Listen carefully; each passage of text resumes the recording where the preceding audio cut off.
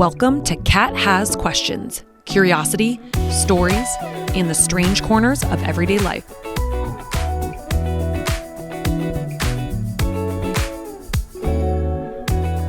Okay, folks, today we're going way back, like medieval England back, and we're talking about one of the strangest folk mysteries that somehow refuses to disappear. 2 children, green skin, strange language. A story about a land with perpetual twilight. Yep, buckle up. We're doing the Green Children of Woolpit. All my sources for today can be found in the show notes. The year is somewhere between 1150 and 1160, so we're going way back.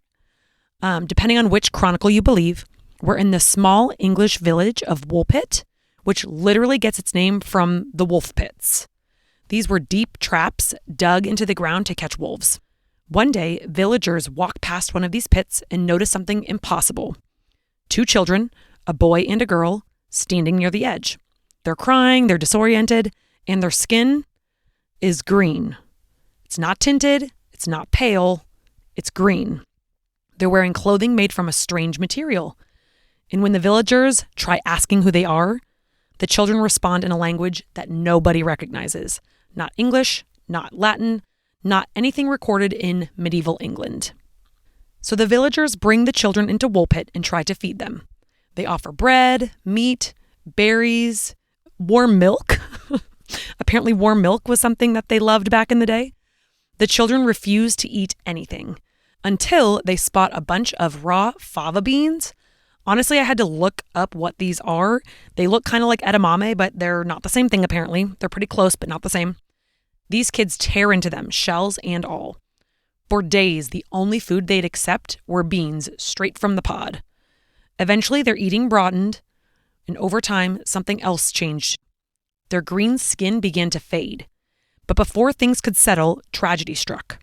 The boy, who is described as weaker and more fearful, became ill and tragically died. The girl, though, grew healthier.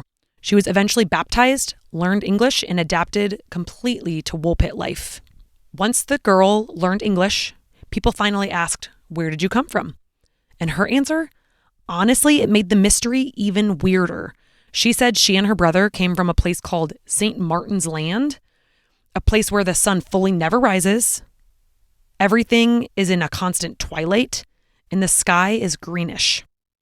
And she says everyone is green like them. She said they'd been tending to their father's livestock when they heard a loud noise, like bells, coming from inside a cave. They followed the sound, got lost, and just kept walking through the dark. And eventually they came out of the other side into a bright sunlight. They were so disoriented, they collapsed near the wolf pit where the villagers found them. So is this a metaphor, or did the girl actually believe she came from perpetual twilight land? Like any good medieval mystery, there are theories, a lot of theories. So I'm going to go through all of those now. So the first theory is malnutrition. Some historians think the kids had severe iron deficiency, which can tint skin with a greenish or yellow hue. Once they ate better, the color faded, which matches the story. But chlorosis, which is what it's called, doesn't explain the strange language or the weird clothing. The second theory is arsenic poisoning. Arsenic can cause greenish or ashen skin. Maybe the kids were fleeing a mine or a household with arsenic-contaminated water. But again, the language, clothing, it's unclear. The third theory is Flemish refugees. This one actually has the most historical support. At the time, many Flemish immigrants were fleeing conflict and hiding in forests. I had to look into this because I did not know what a Flemish refugee was. During the 12th century, Flanders, which is now in modern-day Belgium, was dealing with political rebellions, famine, and violent clashes between nobles. Because of all this instability, large groups of Flemish families fled to England, especially the eastern region, which includes Woolpit. Key details that makes this theory pretty compelling. One would be the language. So Flemish at that time would have sounded very different to rural England villagers, different enough that locals might call it unrecognizable. The clothing. So Flemish immigrants wore different fabrics and styles, so strange clothing isn't surprising at all. The hiding in forests. Many refugees traveled on foot, hid in wooded areas, and tried to avoid soldiers, exactly like the legend describes. So the greenish coloring of the skin, I feel like this is obviously the thing that makes it the most outlandish. So the greenish coloring could come from long journeys, starvation, or vitamin deficiencies, or malnutrition, like I said, and that could cause like a pale or greenish skin color. And then the location. There were actual Flemish settlements near Woolpit. These children could have easily come from one of them and just kind of wandered into the wrong direction.